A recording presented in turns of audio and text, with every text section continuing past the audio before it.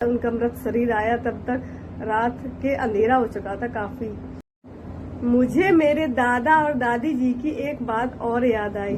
मैंने देखा है, मुझे अच्छे से याद है बचपन का सीन कि मेरे दादाजी जो थे जहाँ लेटते थे उनकी जो चारपाई है सभी से अलग डाली जाती थी और उनको जिस थाली में खाना दिया जाता था उनकी थाली उनके पास ही रखी रहती थी।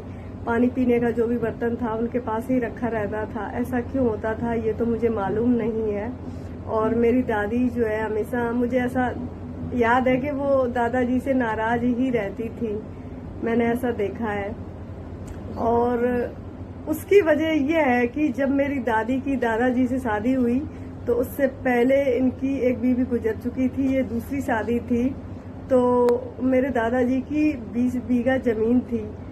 तो जुए में इन्होंने क्या किया, जैसे दादी को बिना बताए, अपने लड़कों को बिना बताए इन्होंने गाने रख दी। ठीक है, बताई ही नहीं, मैंने गाने रख दी कि बेच दी, क्या कर दिया। ऐसे ही उन्होंने धीरे धीरे सारी खेती गवा दी।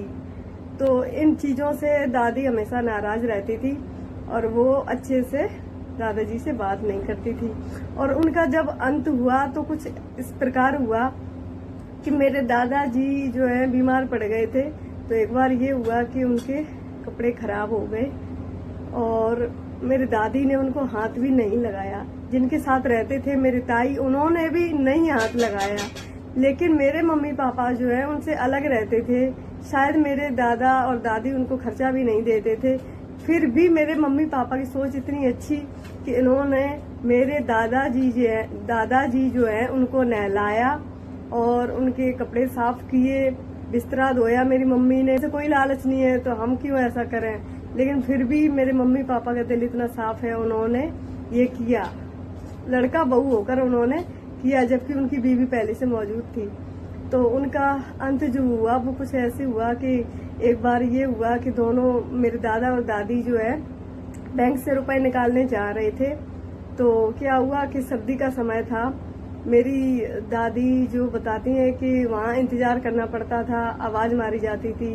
वो मेरे दादाजी को सर्दी लग रही थी तो उन्होंने बोला दादी से कि मैं धूप में बैठा हूँ, जब नंबर आ जाए तो तुम मुझे आवाज मार देना। दादी बोली ठीक है। घर से ठीक ठाक से ही गए, खाना वाना खा के गए, ऐसा बहुत ज्यादा बीमार भी नहीं थे। तो क्या हुआ कि दादी जी इंतजार करती रही और जब नंबर आया उनका तो जब वो गई दादाजी को बुलाने तो आप विश्वास माने कि वो धूप सेकते सेकते कब उनके प्राण निकल गए किसी को मालूम ही नहीं पड़ा। मेरे को मालूम हुआ, उस समय फोन भी नहीं चला करते थे। क्या हुआ कि रोने लगे, अल्लाह गुल्ला किया। फिर ये हुआ कि वहां से जो है बैंक वालों ने और बाकी लोगों ने हेल्प की उनकी, उनको पहले रुपए निकलवाए, फिर उनका जो है वाहन बुक किया आने के लिए।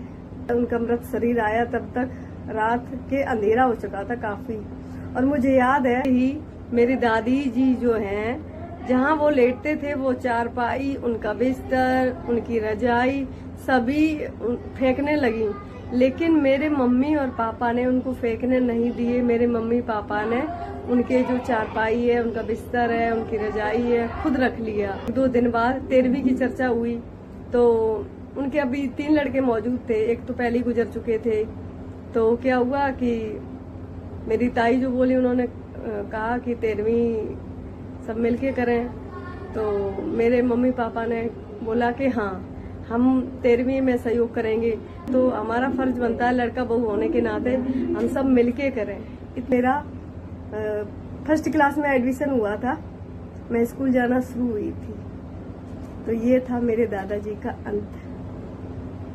अगर आपको ऐसी ही घटनाएं और जाननी है मेरी लाइफ की तो मेरे चैनल को सब्सक्राइब करें, वीडियो को लाइक करें, कमेंट करें, शेयर करें। Bye bye.